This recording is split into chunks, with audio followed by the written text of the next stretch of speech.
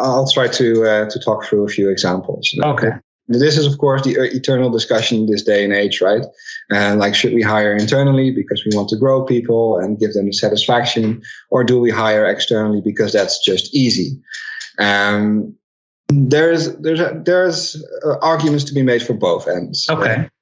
Internal is something that is, of course, very helpful if you're looking for candidates or if you're looking for a role where it is very important to know how a company internally operates.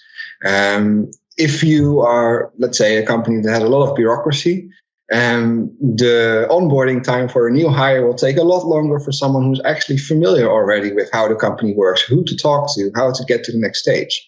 So that is something that you can hardly incorporate in how you're searching for a person.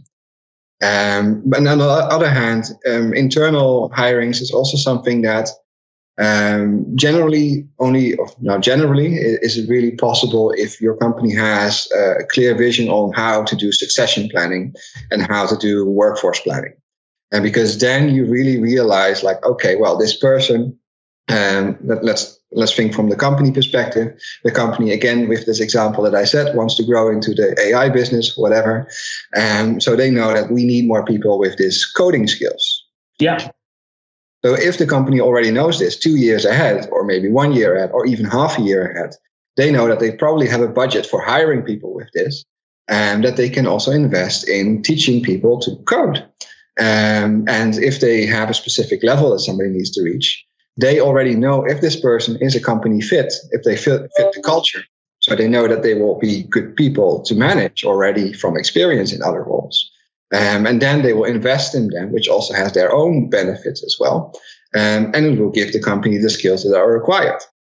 On the other hand, if you are moving to such a direction and you do not have the skills at all in your company, and it's completely foreign to your whole workforce, you will want to hire externally because they will bring all kinds of new ideas with them, new skills, new combinations, new insights. So they will all bring that in as well. So it's really a balance of how well you are prepared to actually make this switch to cater to the strategy of the company. But on the other hand, internal is always good because then you can motivate more people to really give them that growth that companies love to sell employees when they're joining. Yes.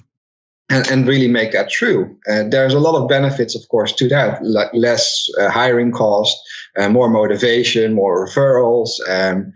People stay longer in the company. But on the other hand, if the company strategy is going a completely different way, then you probably will want to have people with new ideas because the old ones who are already there are probably more set in their ways. So there are a lot of balances that you want to take. And really, depending on where you're going, you will want to weigh these to each other. But with the workforce planning and the succession planning, that really depends on how structured a company can be. That is not always a luxury a lot of them can afford.